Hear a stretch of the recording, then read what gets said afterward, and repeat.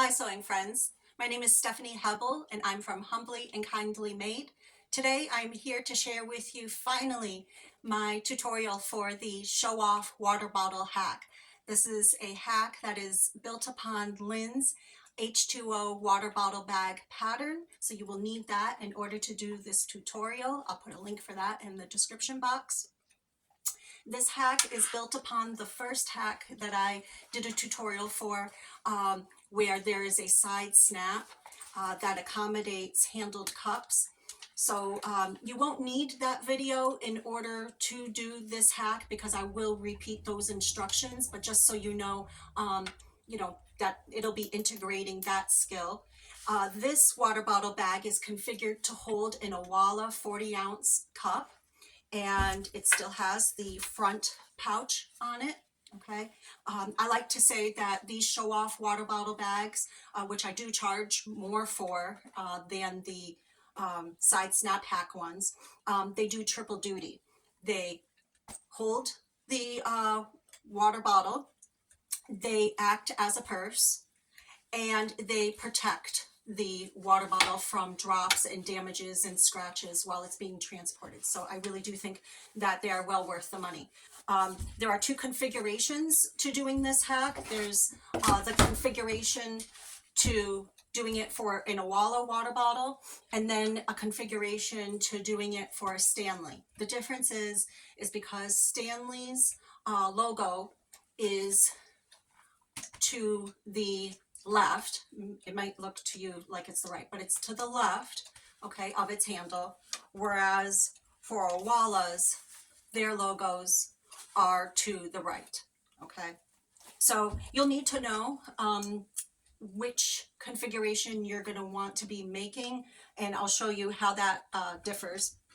And the great thing about these bags is that they will still hold non-handled tumblers, okay? And non-handled tumblers will fit in either bag, either configuration. Yetis as well. The logo for Yeti is really, really low, and that was something I wanted to be sure to integrate into this design. So you can see that the Yeti logo is still viewable, okay, with this really small, I think it's a 28-ounce Yeti. I'll put that in the description box. All of the tumblers that I have, as well as the size of the Disney travel mugs, they fit in either configuration. So let's get to the supplies list that you will need in order to make this hack. In order to make this show-off water bottle hack, you will need, in addition to Linds H2O water bottle bag pattern, you'll need double-sided tape. This type that I have here, it's a 1/4 inch double-sided tape. I find it to be the perfect amount of stickiness. The brand is H2O2GO. I got it from Amazon, so that is used at least 3 times in this project.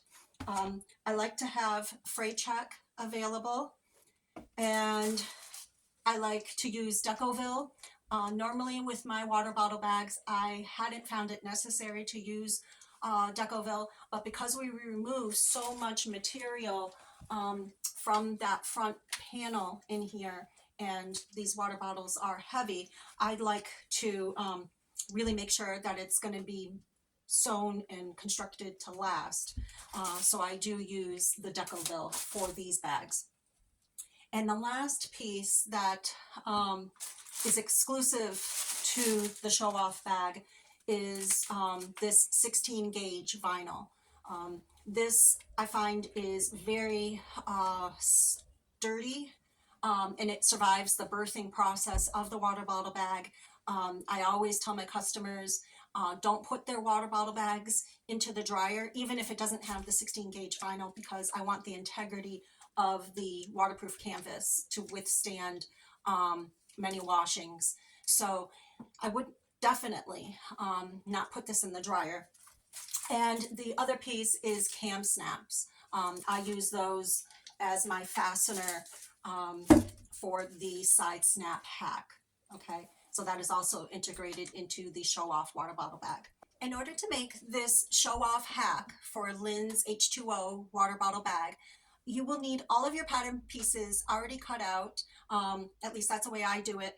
And It's only the outside main body piece, this one right here with the two tabs, okay, that is, the measurements of that will be changed, as well as the liner. So for this main body piece, it's a 1/2 inch added to its size, a 1/2 inch added to the bottom measurement, okay. Now I made a template for this, and how I did that, and I'll slowly walk you through how I made this template. This I just quickly sketched out. It is totally not correct as far as measurements go. I just know the general shape. So don't use this for accuracy at all. But we know, those of us that have bought the pattern, there's a pattern piece that is similar to this. And what you do in order to make this pattern piece, put it on your fabric, make a center line right here, and then flip it, okay, and then add 1/2 inch. That gives you your two tabs at the top, it gives you your sizes on the side, and then when you add that 1/2 inch, it gives you the height of the bag, okay. In order to put the pouch, you'll need to make a decision. Are you making it for a Stanley configuration logo, or are you making it for an Owala configuration? I'm going to choose Stanley for this one because I feel that Stanleys are much more popular. So let me remind myself here, I will get a Stanley bag. Okay, so this is a bag for a Stanley logo cup, because here's the logo here, and here's the window. So it would fit in regardless if I put it in the configuration for Owala, but you wouldn't be able to see the logo. Okay, so if your customer loves a print you have, but it's configured to show the Owala logo, but they don't care, their Stanley cup will still fit in it. So it's just for the purpose of the logo that I'm saying this is a Stanley bag. The Stanley cup will go in this one, okay? And if it's a not handled tumbler, it'll go in any of them, okay? So it goes in there, it's just you can't see the logo. Okay, enough of that. So I'm gonna make this for Stanley, which means that my window's gonna be on this side, okay? This is the hardest part to explain, so please bear with me and we'll get through this, because everything else is just like, okay. But drawing out this diagram, that has been the hardest part for me to explain. So we've got our main body basic piece. We're configuring it for Stanley, which means that the pouch is going to be on this side of the fabric. So what we do then is we take our pattern piece that you have from having bought the pattern, and you fold this tab in half, okay? You fold that in half, and you will fold your material right here in half. And this will give you your shape that you want to, oh, I just had a chickadee bang into the window.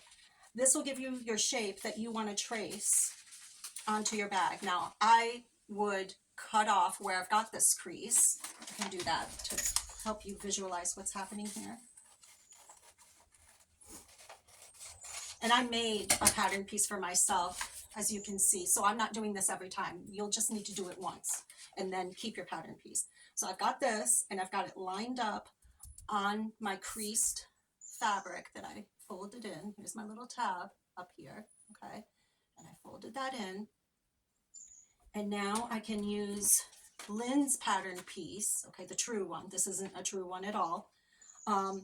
And trace out the curve. You're just going to line it up on the top and not attempt to line it up on the bottom because you added 1/2 inch, okay? And then you flip it over and you do the rest of your curve, okay? So that gives you your pouch. Okay, the last one for this pattern piece is to draw out for yourself a window, okay? And if you bear with me, I'll explain how to draw out this window. You're going to make a really skinny, long rectangle. You can draw this out first on a different piece of paper and then trace it on top, however you figure to do this. The measurements, the width of the rectangle is 2 inches wide, and I'll put this on the screen. 2 inches wide by 7 5/8 high. And those measurements are taken from inside the box, okay, not an outside measurement. And where do you put this box? Well, the top of the box starts at 9 inches from the bottom, okay? And so what I'm going to do is trace out those shapes onto my material, knowing, hey, I'm doing a Stanley. A Stanley has the window over to the right edge of the bag, okay? So I'm going to trace it this way. Now, if I was doing an Owala, and I wrote on the front of my pattern, Stanley configuration. If I was doing an Owala and having the window on the opposite side, I would just flip my pattern piece, okay? So those are the hardest parts to explain. So if you made it this far, the rest is going to be very easy. Okay, I made a Decovil template. I made it just by photocopying how my bag looks once I've done the folding in and creating the fabric window. If you want to make one for yourself, I could read off these measurements, but I really think it's going to intimidate people. So if you want me to tell you them, I'll do it in response to a comment. So somebody write a comment and then I'll give you the measurements, but I don't want to scare anyone off that I haven't scared off already with all these numbers. Here's an easy pattern piece. This one I call the clear window template. This is for that 16 gauge vinyl that we are going to cut out and create our nice, clear, sturdy window with, okay? So the measurements for that is 9 inches by 3 3/8, and I'll put that on the screen. So 9 inches by 3 3/8, we need that. And then for the liner, this is the final piece that's modified. I thought I would share with you how to make the modified liner template.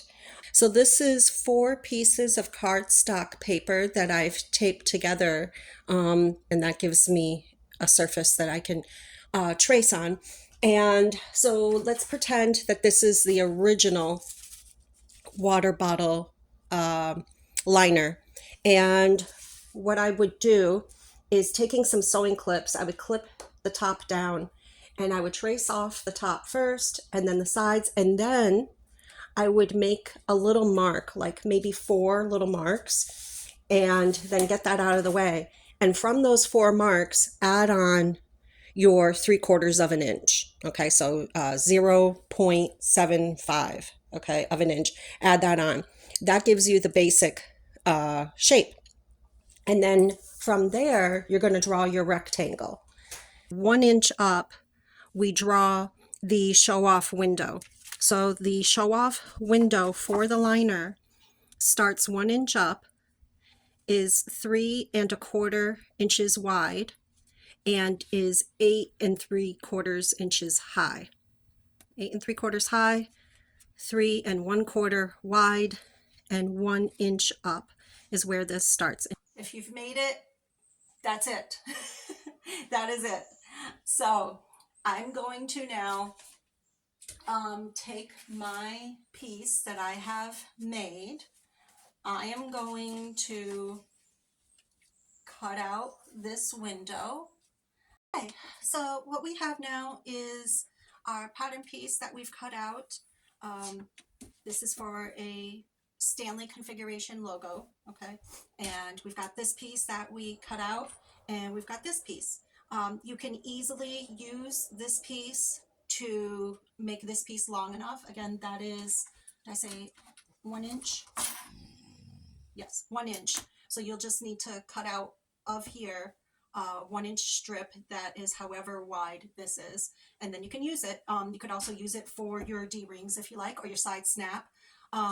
So I like to cut it out so I get the most amount of usable fabric from that. Okay, so next step that we do is from the wrong side of the fabric, we're going to draw 1/2 inch lines, and I find it's very important to try to draw them, I guess you would say, square to the corners. So I'm going to change the camera angle so you won't be able to see me anymore, and I think that's the part where viewers tend to tune out, but c'est la vie. So let me go get a protractor and move the camera, and I'll show you how I draw these.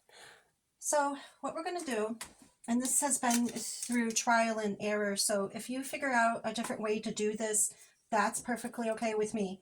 So we're going to draw this line 45 degrees on center from the each of the four corners. I like to do it as straight as possible because I feel like this is the cornerstone of the bag. And if this isn't done straight and we make our cuts a little bit wonky, this one tilted more to the right and this one tilted more to the left, it's going to be magnified when, well, compounded, exponentially, however you want to say the word. When we fold this back, it's really going to accentuate if it's not cut if it's not cut on center. And then it'll also exasperate it if we cut the liner window wonky. Okay, so this is how I do it as best as I can. I think using a protractor helps me. I'm not an expert at doing this, so I use both tools, a ruler and a protractor, and from using this center hole here, I've done this a couple times this way and I liked its result. So you could count a protractor as one of the tools that you may need.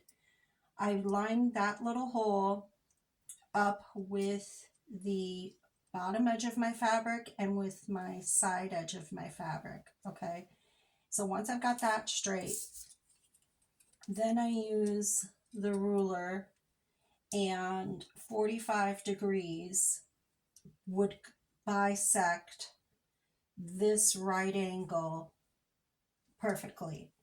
So what I do here is going through my little center point, got 45 degrees, okay, and I draw myself a line from below the protractor, and that, it's not my cutting line, but that will be where I place my line. So then what I do is turning my ruler over so I can read the inches, is line up my ruler with that line and draw my cutting line, and then this is my stopping point, is how I draw it. Okay, so that's line number one. So line number two, I take the cross hatch marks that are right here. I don't know why, but I like to use the pin to just help me line it up. Okay, so I've got those cross hatch marks going across the top of that fabric and the side of that fabric. Okay, holding that steady. And then here's my 45 degree line is right on the inside here. And so going through that hole that's right there, oh, I've got a little bit of alignment. Right through that hole, I dial in to 45 degrees with the ruler, and then I draw my reference line, you could call this, okay? And then using the ruler, I'm lining it up at 1/2 inch from the corner.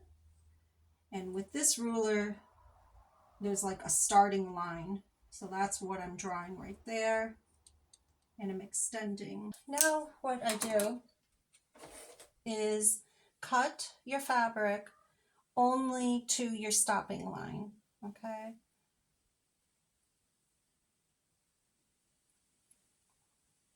Right to there. I'll go around and do this to all four corners. Okay, so now what we can do is utilize our double stick tape and put it on this edge, the edge that is closest to our opening. Okay, go around and do that to each of the four flaps.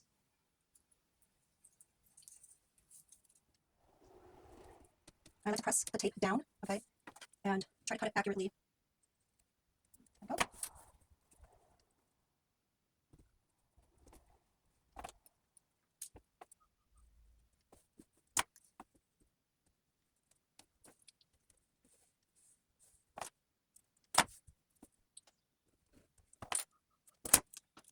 Okay, so now what I'm going to do is trim the excess on each of the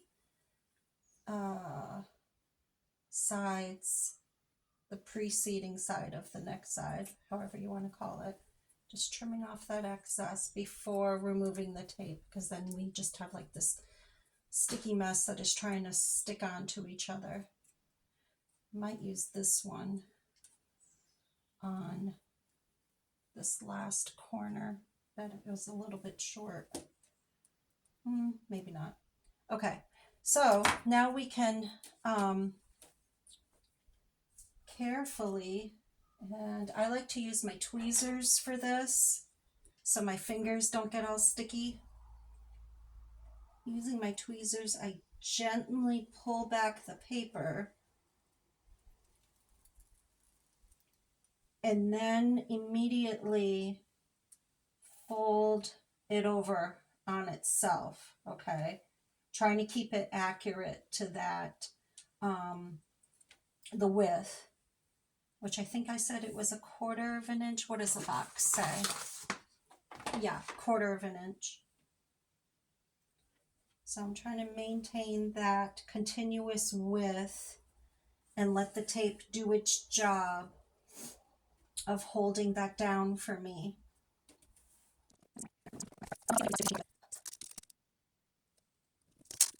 Right, so that wasn't that bad. See, I'm telling that to myself. It's not that bad. Okay, now it's totally up to you if you want to hit some of these edges with fray check. I'm going to choose to, because it's better to be safe than sorry, like to discover at the end of making the bag that then I regret it and I'm like, shoot, I wish I had applied that at the start. So I'm going to apply it now and take care of this. So I'm just dabbing this in here, and then I'm going to put clips on top of it to hold it together. Especially this corner here, it got a little raggedy when I cut it. All right, and you could use, well, that was fray check. You could use a different type of glue if you wanted to. Okay, to cut out the piece of 16 gauge vinyl, I like to use a ballpoint pen, and I like to use my sewing clips. That way we're not piercing the vinyl with sewing pins, okay? So no sewing pins for cutting out the vinyl. And so I take my template piece of 9 inches by 3 3/8, and I line it up here right onto my vinyl.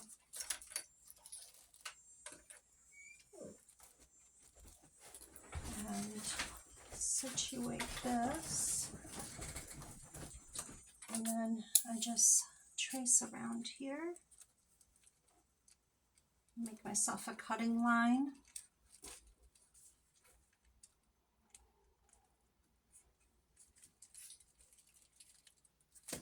And then I'm going to cut this out.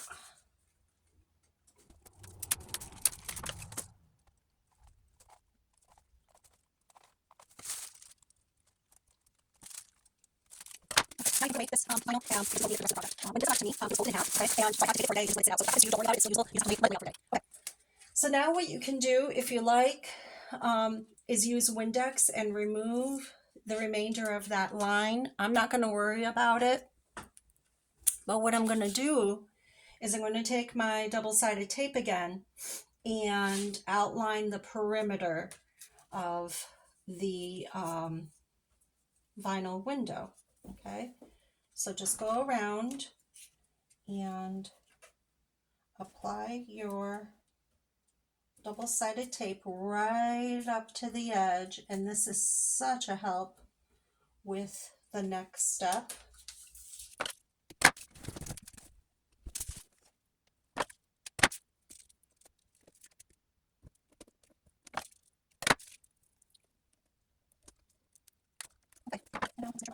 Okay, and now we peel off the tape.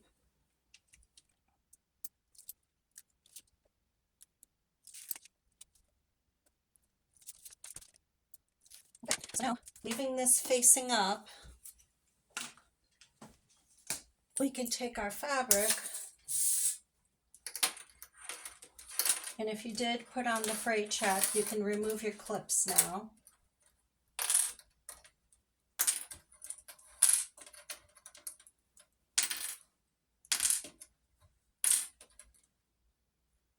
And we're going to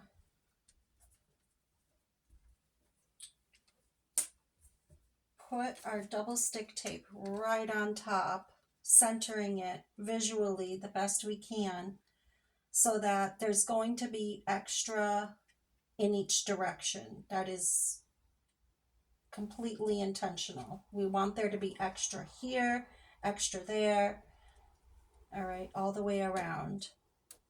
Okay, one of the bits that I didn't mention as one of the materials that you need, I like to use a microtex needle when I'm doing just this bit of the bag of having the needle go into this vinyl. I don't want the needle to resist going in or coming back out. So I just want to play it safe rather than be sorry, because we've gotten this far in constructing the bag, and I really don't want to ruin that piece of vinyl that got it nicely glued on. So I'm switching out my needle just for only this step to a microtex and getting that in there. And if you've watched any of my other tutorials, you'll be familiar with me saying leave out the thread tails, because we're gonna do that for this step as well. And if it's your first time here with me, I'll explain it to you. And may I just give a plug for myself? Please, can you please like and subscribe? Even if you never ever watch my channel again, it would really help me, because I would love to get monetized. It's not something I initially, and here I am, I'm pulling out my bobbin thread as I'm telling you this. Okay, so pull out your bobbin thread and top thread by several inches, and I'll explain why in a minute. So let me finish with my plea. My plea is that you please like and subscribe, especially the subscribing, because in order to get monetized, they don't care if you never watch me again. They only care if how many subscribers I have and how many views. So if you're here, you're viewing me, that's great. But if you subscribe to me, that'll get me monetized. Okay, enough with that. What we're going to do now, and this is completely your choice how you want to do this exactly. I have an open toe foot on here. I'll zoom in. All right, so I'm now zoomed in. We've got my open toe foot. I'm going to get something to point with here. Okay, my quilter pencil. With my open toe foot, I like to sew from the inside edge of my toe. I like to have that lined up against the edge, the inside edge of my fabric. Okay, so that's my personal choice. That's just, you want to have a visual reference point so that your sewing will be consistent going around the perimeter.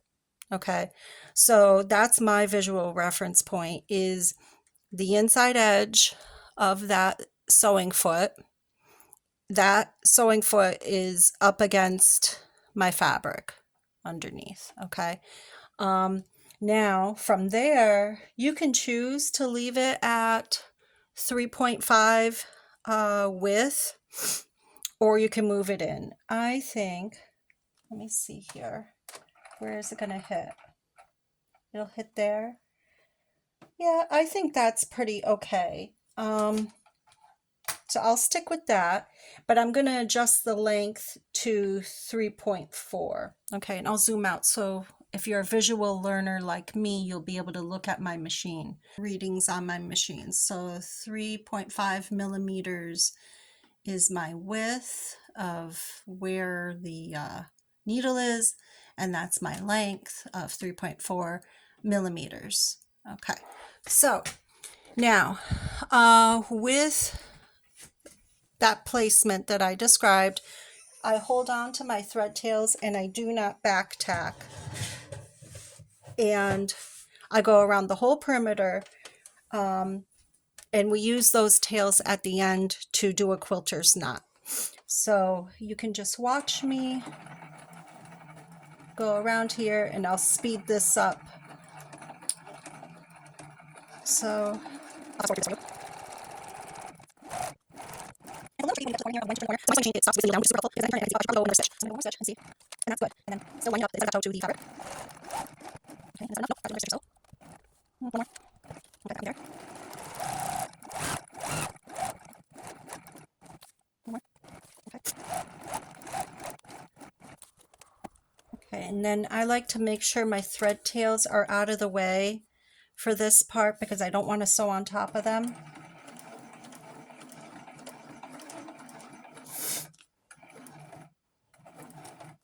And just make one more stitch.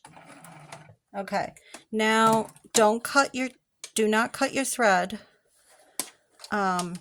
Leave it long. So I'm gonna now cut it several inches like that. Okay, and now we're gonna tie it off with a quilter's knot. I'll show you how to do that. We're here with, we've got two thread tails sticking up at us and the other two are facing away from us. If you have a self-threading needle, that's my preferred tool to do this. What I'm going to do is I'm going to take one of these threads and pull on it gently, and it's a really satisfying pop that, yeah, there it is, and then I pull very gently. You don't want to rush to do this because polyester thread, if you're using polyester thread for your top stitching, it will fray. But it looks really pretty because it's shiny. So just take your time and try to get that thread loose. The way you could do it quicker is to just pull from the, take the thread from the front, which I may have to do here because what I did was I stitched right on top of it. So it may not want to come out. Oh, that one came. There. Okay, so that one came, but I want to get the other one to the back. So I'm going to take this one, and using the self-threading needle, I just press my thread right into it, and it goes right in, so I don't have to thread it. If you don't have one, you can just use a regular needle, and I go straight in to where it's coming from and push it through. Okay, so now we've got all our threads on the same side. That's what we wanted. Okay, all our threads are now on the same side, all four, and I use the needle to hold the knot in place. So I get all my threads through that little knot, and then when I tighten it, I want it to tighten right at the base of the fabric. So that's the point of using a needle, is to direct that knot to where you want it to tighten. So that's exactly what we're doing. So I do that twice. And the double-sided tape will come in handy in just a second again, because the thread tails, we don't want them to end up in our beautiful clear window. And so we can glue down our thread tails with our double-sided tape between two pieces of tape. So I'm going to keep the tape out of the window. There we go. I'll show you, for anyone that wants to make their own Decovil template, I will show you how I made this. What I did was I took the bottle bag material as it is now with all of these steps that we've completed together. From the wrong side, fold it over on itself so that your two top tabs are facing each other, okay? And then take a blank piece of paper, and this will only work if you have a photocopier or access to a photocopier, and put that inside, and then take that over to the photocopier and photocopy that, and that'll give you a piece of paper that looks just like this, okay? And then I cut out the space that was on the inside, and I trimmed 3/8 of an inch off right in here because we're going to have a seam allowance, and then 3/8 of an inch off there. Okay, it's up to you if you want to do that trimming of that 3/8. I don't do trimming of the top seam allowance. Okay, that's just my choice, because a 40-ounce water bottle is quite heavy. I just didn't want to skimp on Decovil on there. So I'm gonna trim out my piece of Decovil now and bring it over to the iron, and I'm gonna be extra careful when I put my Decovil. Let's say this is the Decovil. When I put that on, I'm gonna be extra careful to not let the iron touch the vinyl, because that would ruin it. It would burn the vinyl and melt it. So staying away from the vinyl, just take your time, press it on. Don't do it any longer than you need to. So I flick at the vinyl, the Decovil, to make sure that it's adhered, but I don't keep the iron on it any longer than I have to. Okay, so I'm back from the iron, and you can see that this is all ironed down now. Okay, got that all fused on just fine. And now I'm going to go ahead and I'm going to construct that front pouch of the bag. I'll do that off camera. You can follow Linds' instructions on how to construct that front pouch. If you choose to use the piece that we removed from the front of the bag and you use that inside, there is very little margin for error when you're sewing around. So unless you're up for that challenge, I would deter you away from doing that. When I was making these bags at the start, I never had a problem with doing the curve on the zipper, but or sewing the curve of the zipper, but only when I started using that piece that I was removing did I start having trouble doing the curve. So just take note of that. Now, when I went to attach the zipper tape to the fabric material, what I did was I folded the top in half and made a center mark, which it's here. Yes, it's right there. Okay. So that was my center mark that I used to be attaching that zipper tape like it is in the instructions. And the same went for the back pocket piece. I used that center mark that I had made to attach that back pocket piece. So that's just like the original bag. And then only after attaching that back piece did I do my top stitching. I don't know if my light is making that worse or not, but there is, yeah, you can see it there. Pink top stitching there, and there's the pink top stitching there. I use a quilter's knot to hide the ends of the thread when I stitch it on. I use a quilter's knot, which I believe I have showed you at this point when we had stitched down the vinyl, and that's the way this looks with the Decovil all ironed on. Okay, so now what we're going to do, before attaching my D-rings, which I have those already top stitched, and yeah, I used top stitching tape, top stitching thread there. Before attaching those, I find it much easier to mark out my 3/8 of an inch seam allowance, and I have a template made for that. How you can make yourself one is make yourself a second template, and that one you would mark out 3/8 of an inch along the top perimeter, trim that off, and that I would, you know, clearly label it for yourself. I'll grab mine. Here's mine. And mine, I've clearly written show off bags because I wouldn't want to use this for one of my regular bags because this, what did I say, is 1/2 an inch taller. Okay, so I write it out for myself. I line this up at the center and the outer edge.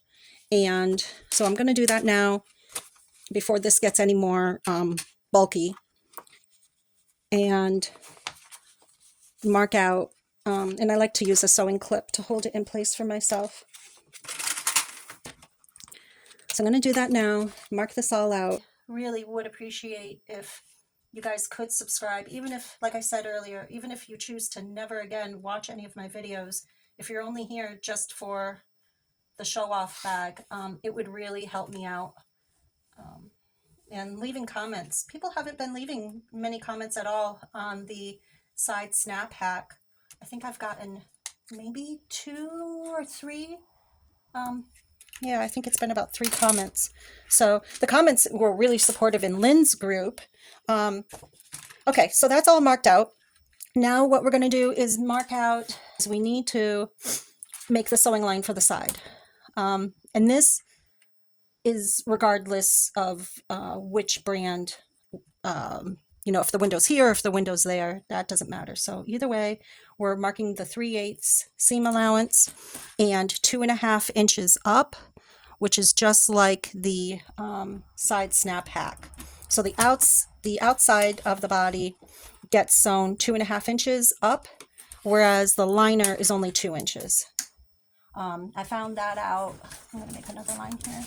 I found that out because when I go to sew the 2 layers together and birth it, I was needing to pop out 2 or 3 stitches of the liner in order to get it to work. So there's that. Okay, I'm not going to mark this bottom seam. We don't install the male snap until after we've done all the top stitching. What we can do now, you can choose for yourself. What I'm going to do is I'm going to sew on my D-ring. Okay, we're at the part now to do the side snap piece. So if you don't already have 2 pieces of material that are 2 inches by 3 inches, so just like in this picture down here. Okay, I'm a visual person, so every time I do this, I always need to remind myself. So 2 inches by 3 inches, and from the top edge, we draw ourselves a line that is 1/2 an inch down. Okay, I forget why, honestly. At this point, I've been doing this for quite a while now. There was a reason. Now, if your print is directional, I suggest orientating it, drawing yourself some arrows. In my case, it doesn't matter, but I'm just doing this to show you. So if I had fabric that had a direction that I wanted to face in a certain way, make sure that your 2 right sides are together and both your arrows are facing up.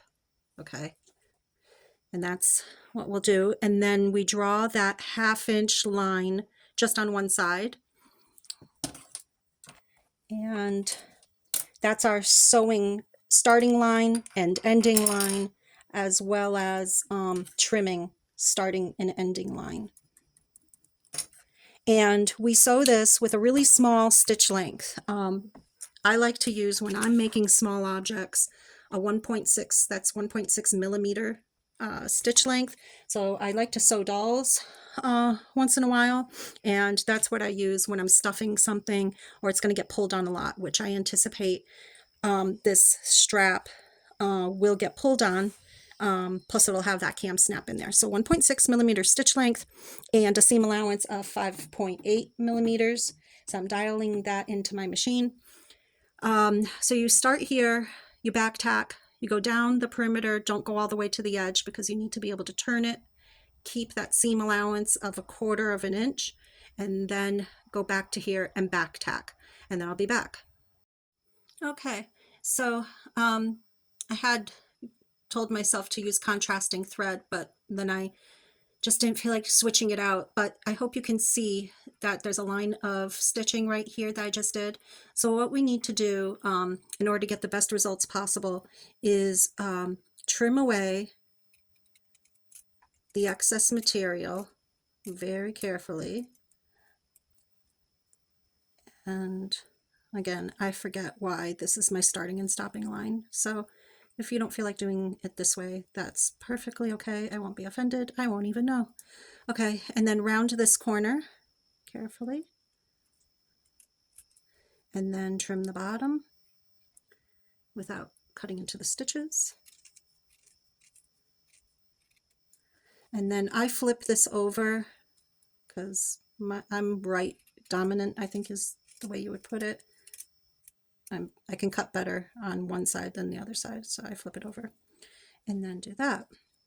Now for the next part, I use I always struggle with what these are called. Forceps, that's what they're called. Locking forceps. They curve, they're perfect for doll making, and they lock right down here. So I use these to turn this shape. So I shove the ends into the corners. I'm gonna try to trim that just a hair more. Okay. And I push that in there and I lock them. I turn it like this. And I've learned the hard way, do the top stitching now. Don't do the cam snap yet. It is a bear. You need to use, well, I've found using the zipper foot necessary if I do it in the wrong order. So this is exactly why I like to use the smaller stitch length, because when I'm turning it, I don't want the locking forceps to peek through and bust my stitches. Okay, so I'm just trying to make that all nice and crisp. Now we can go ahead and do the top stitching if you are using a contrasting top stitching thread. If you're not using a contrasting one, do whatever thread you're using.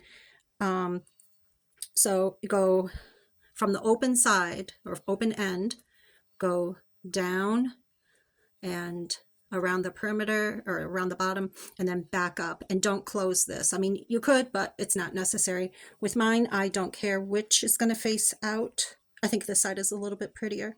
So I'll start. Anyways, so I'm going to do that. And what I like to do for all of my top stitching on the whole entire bag is 4.8 width and 3.4 stitch length. So I'll be back after I do that, and then we'll install the female cam snap. Moving right along. So if you first pick out which side of your strap you want to be facing up from the bottle bag. So the way this is going to go, just so that you know why it matters, is it's always going to go on the left side of the bag, looking at it from the top, and it's going to get sewn here about, and the female side is going to button onto the male side, which is going to be on over here on the opposite side. So the female strap, it will be facing up. So I'd rather have the pink fabric facing up at me. What you do next is, once you've picked your side, you take it like this, you fold it in half, and you measure from there 5/8 of an inch. And that point is going to be where we make our little hole with our awl, AWL. I don't know if the auto caption generator will catch that. Sometimes I decide to go through all the captions and make sure that they're all generated right, and sometimes I don't. I think I bumped the camera, sorry about that. Okay, so there's my point. Here's the awl that came with the cam snaps, and I pierce that through. Okay, so there's my hole right there. Okay, so I've got all 4 of my pieces for my cam snaps sitting out here. When I pick my color, I pick all my pieces out so I don't mess anything up. So with the cam snaps, we have 2 buttons. These are identical. They each have a flat side and a side with a spike. So we have 2 of those, same thing. This one on my index finger is the male. That one has like a neck to it. Okay, and then the female looks more rounded and button-like. I'll try to tilt it. Okay, So there's a inwards portion to that one, and that's because it's going to receive the neck of the male. So I take the two pieces I'm going to use for the female, so I don't mess anything up, because this is really not something I can mess up on. Like, I'll have to remake this if I don't do this correctly. So with the side that I want to be facing up, I put the flat button piece into that. And the side that I don't want to be seeing, I insert the female piece. And I gently press it together with my fingers. And then I go get my press. I put the side with the little button into that black disc. And I squeeze that down. Okay, and squeeze it. Okay, and that's the female. Okay, so that's done. We're looking at this part, this diagram right down here. Okay, from the wrong side, and we're going to follow these measurements for the show-off bag. So I turn my fabric over. We're looking at the wrong side, and we're going to go 3 inches down and 1.5 inches in. So I'll show you what that looks like. So it's very important to measure from this point right here and not along the slope or the arc. Okay, so I said 3 inches down. So right from there.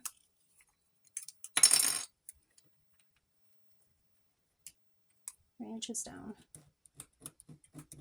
and then 1.5 in, and you can see that with 1.5 in, the strap is going to be long, but I don't bother shortening the strap, and I'll show you why.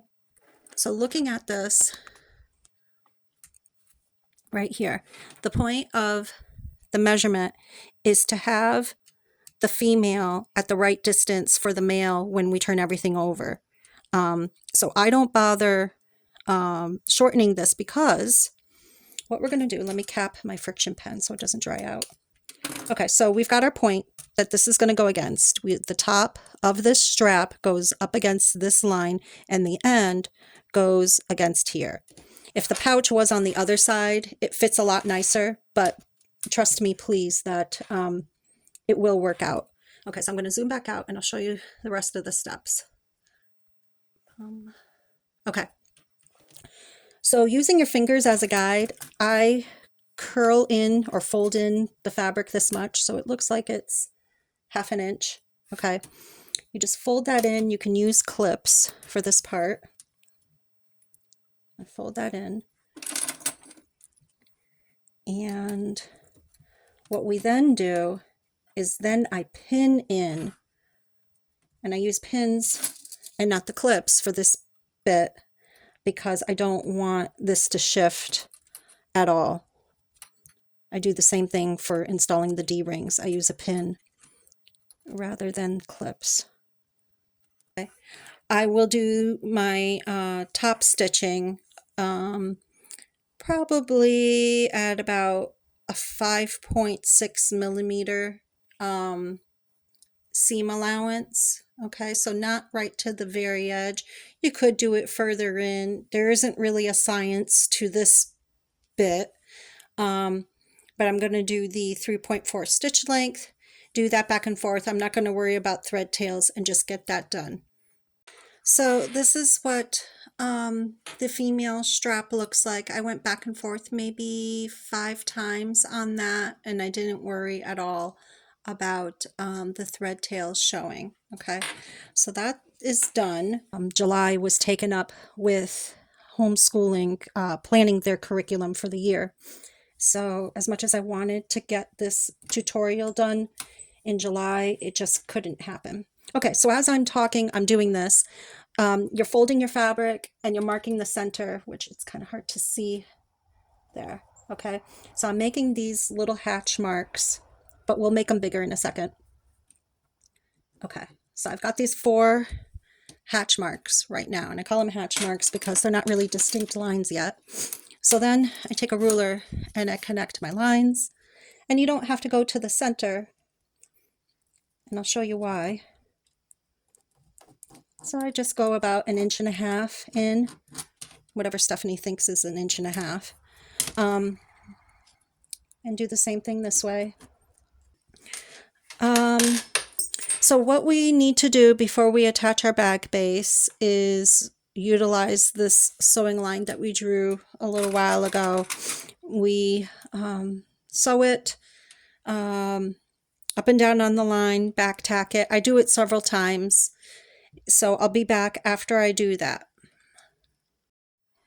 Okay, so I sewed this, I went over this like 3 times up and down. All right, so now what we're going to do is mark our reference points on this.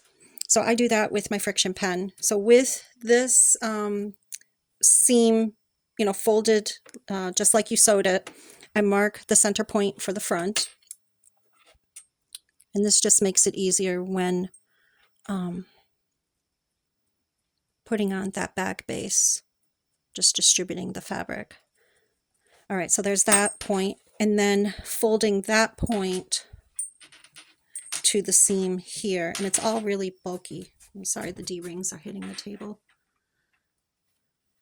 All right, so with this seam lined up with that black pen mark. There we go. All right, and then drawing a black line here. That's all bulky there, but that's the way it is. Okay. I'm going to mark it here too. I can barely see it. Sorry, I keep on hitting the camera. And then here. Maybe looking at this from this angle, maybe doing the 1/4 inch cuts would be better to do them after marking these points, but I'm sure you can figure it out. Okay, so now I like to start, and you know, honestly guys, I don't remember which way this is supposed to go. Is it supposed to be lined up the oblong way or this way? I'm going to do it this way because of the bottle, but you tell me. And I really don't want to look at the directions because I'll get distracted by different stuff. So I'm just going to keep on going. Recently started selling on Go Imagine, and I'll put my code on the screen because if any of you want to start selling on Go Imagine and you use my code, it will give you your first month free and it'll give me a month for free. So it's a win-win for both of us. I know some Go Imagine sellers, they haven't had to pay at all yet because they have so many sewing friends that are utilizing their code. So I am still on Etsy, but I'm diversifying. And my first sale on Go Imagine was actually because a customer found me on Etsy and said, hey, can I buy from you off of Etsy? And I was like, oh my gosh, you are so kind. And so they were my first customer on Go Imagine. And so I'm so thankful for that because if any of you don't already know, Etsy takes 33% of the seller's money through all the transaction fees and processing fees. And then there's even a surcharge on the shipping and then the listing fee. And then if you do advertising. So, okay, enough about that. So, if you want to, help me out and besides the subscribing, set up your own Go Imagine shop and get your first month free on me, that would be fantastic. I would like to show you how to orient your template depending on which style bag you are making. So what I have here is the shiny side up. This is Ottertex. It's really nice and thick, and it's clearly got a shiny side and then the grain side. The grain side, you can take your fingernail and do that with it.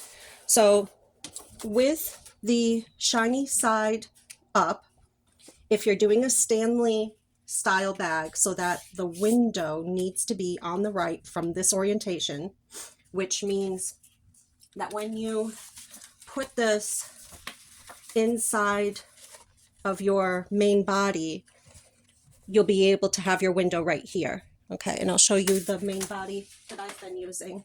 See, right here. Okay, so this is the right seam right here. And so that's how you would orient it if you were doing a Stanley style bag. Because Owalas have their logos on the opposite side of the handle, you would just flip your template. Okay, here I've got my rectangle ready to be sewn up. This is the 3/8 seam allowance line.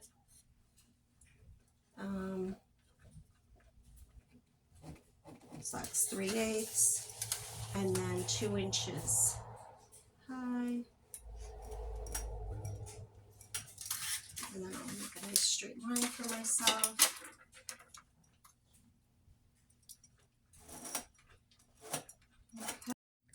I wanted to show you what this looks like right now. This is our liner piece. The sewing went up only 2 inches with that 3/8 of an inch sewing line or seam allowance. This was sewn with the 3/8 of an inch seam allowance because we did that tracing that was on with those template pieces that I use.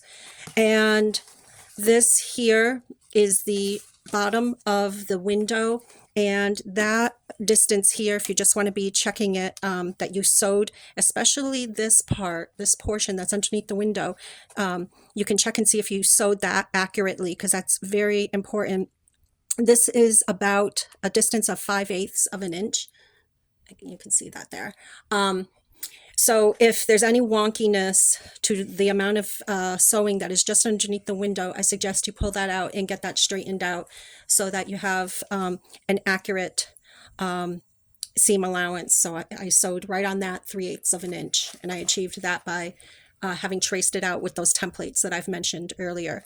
So now what we do is we turn this right side out and insert it into our outer layer. All right, I just wanted to show you what this looks like before I birth it. I sewed here with the 6.8 millimeter seam allowance. Okay, it went up there, and when I got to the top, I back tacked, and then I chose to adjust my machine so that I would be sewing from a 3.4 millimeter width. I just find it easier to keep my stitches on that line if I place my needle there, and I always go back and forth several times here. That's why it gets all messy, and I go back and forth here, I go back and forth here, and my thread broke on my Decovil.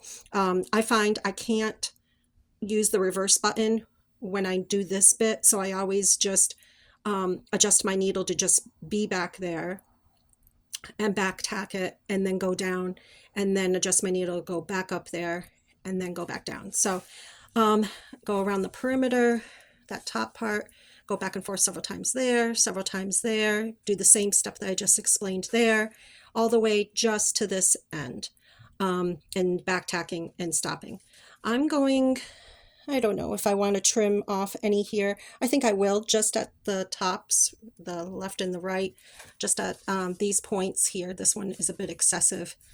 It's got a lot of material right here, but the rest of it I'm not going to trim. Now that we've birthed the bag, I like to smooth out this corner here. It's the corner that is the furthest from that birthing hole. I like to either use a pair of tweezers, or my forceps is my preferred tool. Using the forceps, I'm pressing out that material and getting that nice. And I personally don't like the waterproof canvas to show through to the front. I'm going to start clipping. I should have marked my point for my male snap, but not installed it yet. So if you're watching this video and you're only watching it and you're not following along step by step, you can make a correction to this video and have marked the male snap ahead of time, and I'll get to that. The most important The most important part of doing this top stitching step is how to sew up the birthing hole that we used. So the reason I'm suggesting that we stop stitching when we were stitching the 2 layers together. The reason that we stop stitching at that point is it makes it much easier to fold it over on itself if we stopped at the point that I suggested. What I do is just by feel, I fold over the 2 layers on themselves. Yeah, it's about 1/4 of an inch, maybe 3/8 of an inch. It really doesn't matter. So you fold it over on itself, and I always clip it a little bit to hold things straight. And you'll figure out as you do more of these, you'll figure out a way that works for you. And fold this over on itself. And so it's the top stitching thread that's going to close this hole for us. Okay. And when we do our top stitching, we're going to leave our thread tails long, if I forget to say that. Okay, so now we just bring the 2 sides, the 2 types of material together. And this is the most fiddly part, other than the top stitching that we're going to do for the window. So I like to be very particular with this part and not let the lining show to the front. So I just take my time in lining this up. And when I top stitch this side, I like to do it with that 6.8 seam allowance, if you want to call it that. Okay, and the 3.4 stitch length. So 6.8 width and 3.4 length. Okay, and so I just clip the rest of this all together.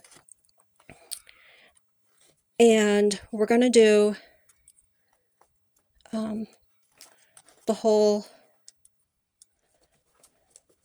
Okay, so I know I'm cutting myself off as I'm talking. Okay, so when we approach our sewing machine, no back tacking. Try to get your sewing foot down in here as much as possible. Do leave your thread tails long, at least, let's see, at least 6 or 7 inches, okay? Because however much we can't get our sewing foot down, we're going to stitch it by hand. And then we're going to tie off our thread tail. So we're going to start here, I'll zoom out now. So starting here, go along with the 6.8. I'll switch it over without back tacking to a 4.8 millimeter width. Go along the top perimeter, all along the top. And then when we get to here, you can continue with the 4.8 and go down as far as you can go, and then don't cut your thread tails.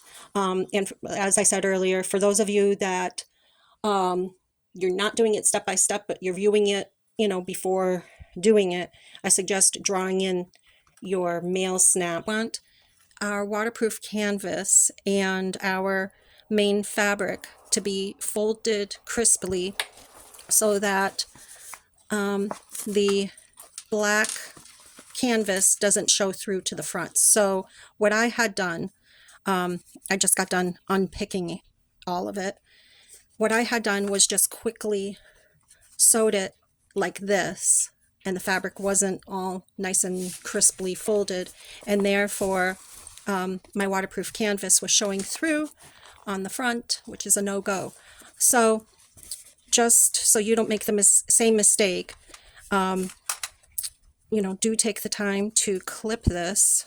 All right, so what I'm going to do is I'm going to do my old standby of the quilter's knot to hide away these, okay, and get this back on the sewing machine. Leave the thread tails long, no back tacking, and get it as far down as I can, which will probably be to right the eye of this, or the center of this flower. And it's more important to keep your 2 materials straight, like nicely crisply folded, than to try to get it lower, because the method that I use to do all of this is then we're going to hand stitch anything that is remaining, including the itty bitty hole. I don't know if the light will let you see it. There's an itty bitty hole in here, and we hand stitch that closed. Now what I'm going to do is I'll show you how to do a ladder stitch so that we can close up this bit of material that's in here.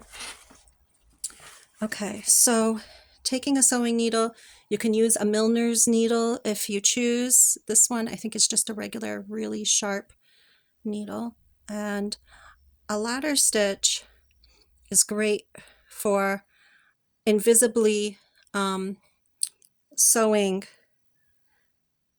two pieces of material, and then you're not going to see the seam or the stitches. So how I do this is I'm going to go in here and I'm going to prick my needle against my fabric, that inside edge of the fabric right here, not going through to the front.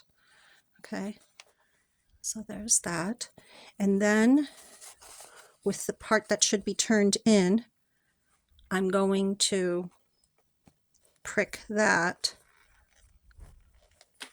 and that's one stitch. Okay, one ladder rung. You can see that right there. That's one. But we don't pull it tight yet. I wait till I've done a couple of stitches before I pull it tight. There are YouTube videos that show it getting pulled tight at the end of all the stitching, and I've tried doing it that way because it's really satisfying to see it all close up, but sometimes that bunches up and gets a real knot. So I've got, I think it's three, yeah, I've got 3 ladder rungs right there. So now I'm going to gently tighten that, and I can put in a sewing clip just to hold it. I'm going to do that just so that nothing, this is the thread that's in the front right here. I don't know if you can see it. So I'm just going to put that on. I'll do a couple more on the camera so you can see. So the thread that's currently hanging out at the front, that'll just get tied off with a quilter's knot. I don't use that for sewing unless I have to. Okay, and I'm just going to keep on going down as far as I can with this V.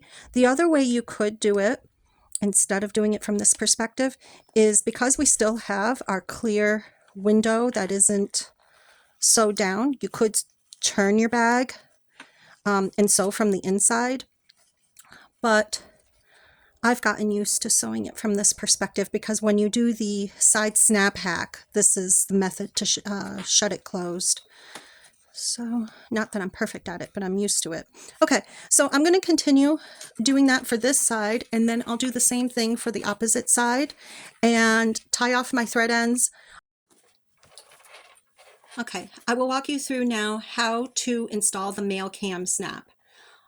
Hopefully what you will do is do this marking before sewing and doing any sewing of the waterproof canvas, before doing that top stitching and the installation stitching when our materials are right sides together. So before that,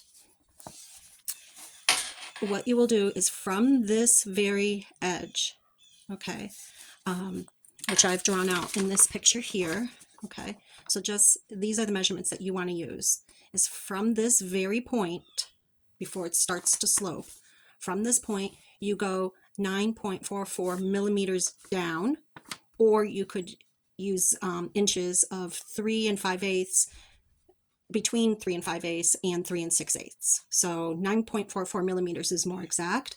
You're going to go that far down, and you will go 1 inch in. Okay. Now, because I forgot to mark it before sewing, I'm going to have to guesstimate because we had a 3/8 seam allowance here and a 3/8 seam allowance here. So I get to do that guesstimating. How I'm going to guesstimate it is folding this over like this. So, and oh, it's not going to be as bad as I thought. So if you make the same mistake as me, here's how Stephanie fixes it. All right. So when there's my mark with my friction pen, and I'm not going to need to heat erase it because that's right where the hole's going to be. So I think that that's pretty reasonable right there. So as long as it's straight, that's the most important thing, is that it's going straight across and not waggling upwards or downwards. I think that's where I'm going to go with. So here was my first initial mark was right there, and that's my second mark is right there. So I'm pretty on target, I think. Okay, so how we do this, so we're all at the same point right now, is now we are making the hole. Okay, and so here's the awl that came with the can snap set. Okay, and I'm moving the waterproof canvas out of the way because we don't want the snap to go through the canvas. So I've stuck my hand behind here, and I don't want to pierce my fingers. So I go through, and this is going through Decovil too. All right, so I've pierced it, and now I'm going to take the button end with the spike, and I'm going to put that on the inside. Okay, right into the Decovil hole there. I don't think the camera's going to pick it up. Maybe you can see a little bit of it there. There you go. All right, so I'm putting in that button there and let the spike work its way through. And then with the male end facing up, it's got its little neck there. That's to receive the female. And I just gently press those on and then take my press, and I'm going to wedge all this together in here. Whoops. I'll get the end in a second. So the alternative way is to go ahead and install your male cam snap before doing the top stitching. But if you do it that way, I'm sorry, I hit the camera. If you do it that way, then I've used my zipper foot to do the top stitching, and it's doable, but I don't think it's really fun. But then again, using the press this way isn't really fun. Okay, so I've got the button end, all of the button end in that black little plate, and I'm going to squeeze this down. So totally your choice, what works best for you. If you want to do your male cam snap before the top stitching or after the top stitching.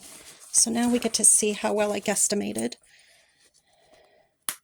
Okay, I think that looks pretty good. There's multiple ways to do this next step. One way that I have found to do it is apply the double-sided tape onto the side of, well, the reverse side of the main fabric. Okay, or the other way to do it is to install the double-sided tape onto the wrong side of the waterproof canvas. I think I'll do each side its own way. So one way for one side and one way for the other side. What I do is just the long sides of the rectangle is where I install the double-sided tape. So the hardest part to get in there, which it's not hard, it's just not really easy, is to get it way down in this inside point, way in here. And I don't want to be getting it on the windows. So you can see I'm getting it down in there on that inside edge. I'm getting the tape way down in here and just taking my time. The most difficult part is doing that lowest point. I do both sides before taking off the paper. Okay, so I'll do the other one from this other side, from the canvas side.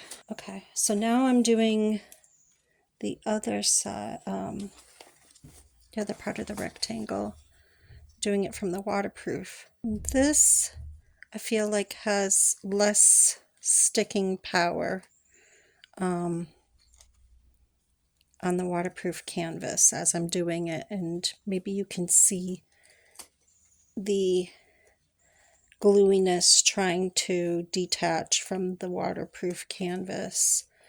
So I'm happy to be having all of these problems and you learning from them. I really am. I've got this all on. You can see that it's trying to take the paper off. So there, I took the paper off of there. And before getting ahead of myself, I'm going to take the paper off of the other side. You want to hold this as tight as you can, the waterproof canvas layer. Hold it as tight as you can. This will want to go straight down. The way I have my seam allowance or my width adjusted right now is 6 millimeters and a stitch length of 5 millimeters. And the reason I'm showing you that is because I'm a visual learner. So if I was watching this video, that's the way I would want to see it. And I'm going to show you how I have my sewing foot oriented. I have the outside of my open toe sewing foot lined up with where I can see the fabric, the front fabric of the bag. So that's just the way I have it oriented now. So all I'm doing right now is I'm doing a basting stitch. I'm using white cotton thread, and I'm going to start to actually turn this inside out. Okay, so the reason I'm tucking all of this in is because I want to have a clear, straight shot to the bottom, because that's the biggest challenge. Sewing these sides isn't that difficult. I'll start sewing as I'm doing this. So I didn't back tack there because this is just a basting stitch. So I sew these for a while, and do a deep dive is what I call it, and I figure things out, and I tell myself, oh, I will remember all of these things, and I won't have to reinvent the wheel again. But then I do different projects, like adjusting men's sleeves on suit jackets, and reading dolls, and sewing clothes for my kids, and then I forgot. So the reason I'm doing this basting stitch is to make the top stitching flow better. We'll see if this is helpful. Where is that flap of waterproof canvas? I want that to pop out. There we go. Okay. Now do I turn it? I'm just going to go one more. Okay. So I have an industrial, I think it's an industrial sewing machine. I started my sewing journey as a quilter, and I wanted all the bells and whistles on the sewing machine. So I got a GP, and it has a foot lifter on the side here that I can use my knee to lift up the foot. The sewing foot, as you can see, it's sitting on its own. Because of me, it's not really on its own. Okay. So you guys can see, I didn't trim. Push that down a bit. I'm maneuvering. There we go. So this is working out pretty good, I think. My fabric's down here, and I'm still lining up the outside left edge of my sewing foot to that, as if it matters. I mean, this is a basting stitch. Why am I fussing about it? Seeing this, I could have just done it with my top stitching thread and maybe had good luck, and then not have to do it again, because I have to do this again, because this is just the cotton thread. Now this is the next tricky corner, is how to maneuver the fabric, because this always wants to fold over on itself, and I let it fold over on itself. Okay, so it's this, I don't know if it's too bright or not bright enough. This is folding over on itself right in here, and I try not to fight with it. I just let it do it. 1, 2, one more. Should I do one more? There. Okay, now turning, turn, and then can you believe I've got to do this again because I used cotton thread? Okay. Boom, boom, boom, boom, boom, boom, boom. Don't finger. I have not yet ever sewed through a finger. Not yet. I have gotten this finger, my ring finger on my left hand. I've smashed that in a log splitter, and I lost a finger twice from an injury. And this with a log splitter two separate times. Now, how's that gonna go? Okay. Let's see here. I wanna get this straightened out. Oh, because I haven't been doing a sewing machine with a log splitter. So, which I feel if there's something about getting injured, get injured with a really band sewing machine. I'm sorry. But that's how I feel about it. And my best days, I felt like I was heal. The best of myself is the days when I use a chainsaw with a log splitter and I sew. And then I express both my feminine side and my strong queen side. Okay. Da da da da da da da da da da da.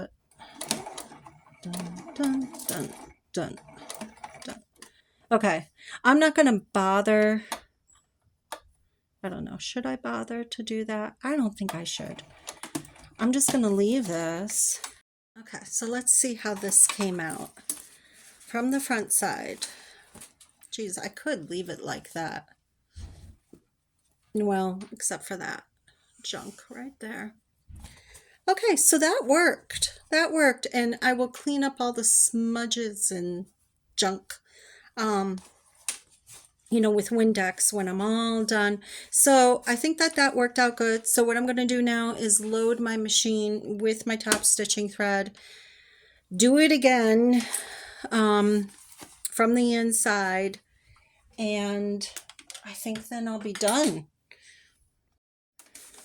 All right, so this should be the final go at doing this. I have my top stitching thread in here. I have to pull out my thread tails. There's my tweezers. Okay, so I'm pulling that out nice and long so we can do our little quilter's knots at the end. I changed my seam allowance, what I call the width. I changed it to 5.6, so my needle should be hitting to the left of my white thread, because I thought that when I pull out this white thread, I don't want to be accidentally taking out my top stitching.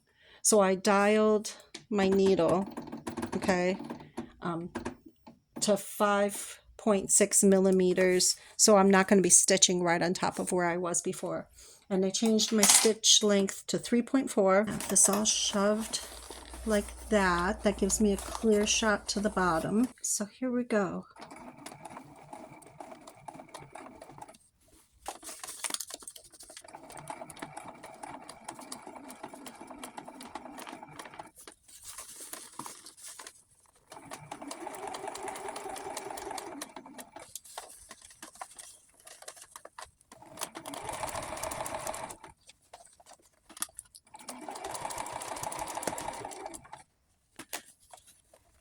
And then at this bit, I'm really trying to smash that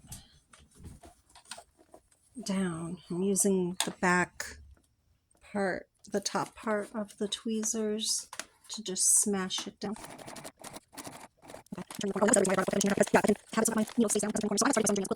doing so many different techniques. I wanted to try all the things and make big orders. And the machine got smaller, and so the machine got petite. The needle down was really helpful. And one of the machines, I started on my property, I have over 100 acres here in the woods. I started in 1957 Singer Sewing Machine, and that was really cool. And the reason I know the year, well, sort of the year, I'm kind of forgetting the year, is just whenever Singer Sewing Machine, at least the older ones, you can use the serial number to look up what year it was in. I know that was, you figure it out. All right, now where's that? Well, I bunched up back when I did the basic stitch, so I'm not going to fuss out right now. Now is the time to fuss. Okay, moving forward, near the finish line. The only thing left that I'm going to have to sew after this, other than tying off my thread tails, just trimming this little fray of border tails, is the handle or strap. Which I think I'll do with the top stitching thread. Don't have to pull out my stitches out there at this point. I'm glad I'm doing on this project. Okay, so here we are. I think I'm done. I'm leaving my thread tails long. I'm reminding myself even as I'm saying it out loud. Boom. Okay. So let's see how this turned out. Okay, the most important part is down here. That's all pretty good. I mean, it's not picture perfect, but that's pretty good. I'm going to pull out the white stitching, and I think having these two lines, they look okay. Up here, that looks okay. At least they're consistent, the spacing is consistent. So I'm going to pull out my basting stitch. I want to show you what the bag looks like from the inside perspective now that I've tied off the thread tails. So you can see a little bit of the Decovil, but I'm very happy that right down in here, that waterproof canvas is right secured to the base of the window. So of all the methods that I've tried, and I also like that little triangle of top stitching that got created there. So I do think, and I'm saying this to myself as well, that of the methods that I've tried, I think I would still continue using the double-sided tape. I do think that that is very helpful, but to first do the basting, um, yeah, it's a catch-22, because then if you only do it as a basting stitch, then you're going to have to do it a second time. So just, you know, I encourage you, try it out, figure it out, what works for you. But stitching from the inside is a definite yes.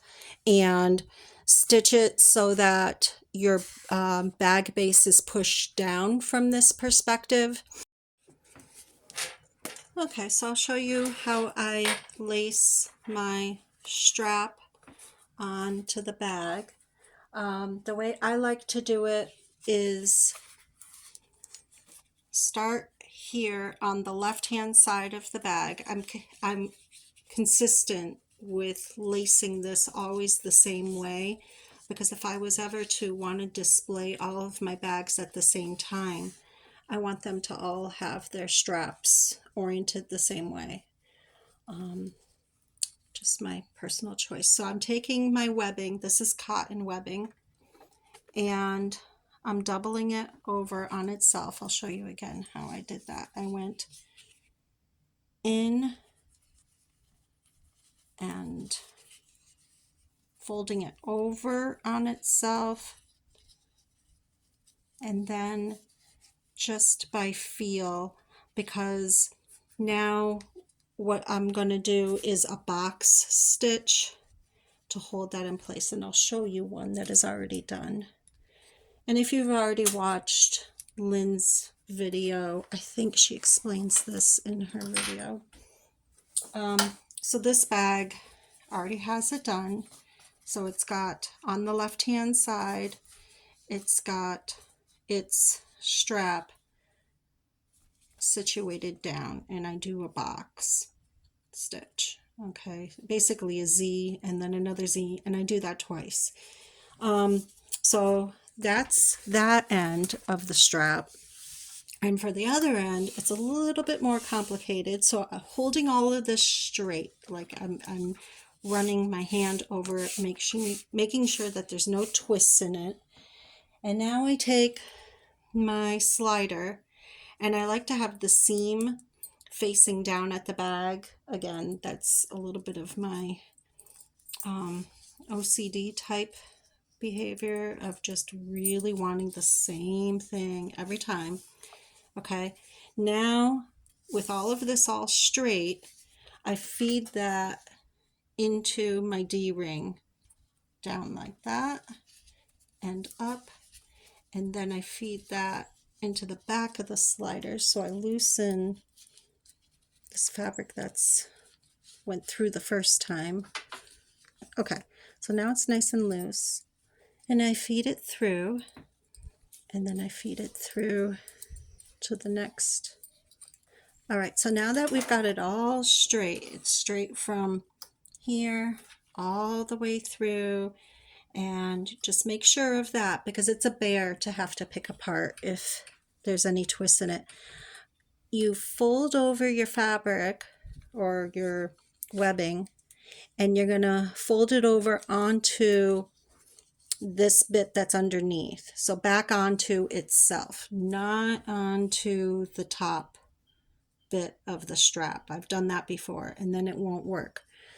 So you want to fold it back over on itself like this, and then make a sandwich down here, and that way your slider will be able to function.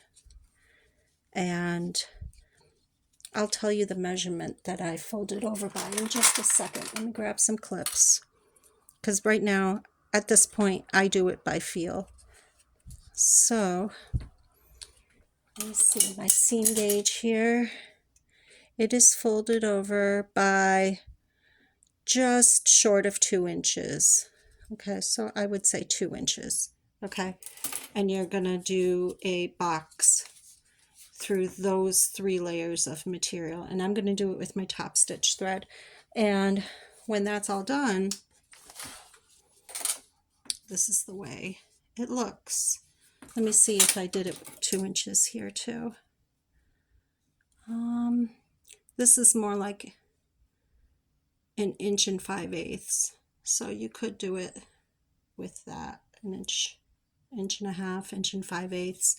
Okay, and that's the way I did that. Thank you for going on this journey with me. And if you have any positive comments or even positive constructive comments, I'd really appreciate it. So thank you.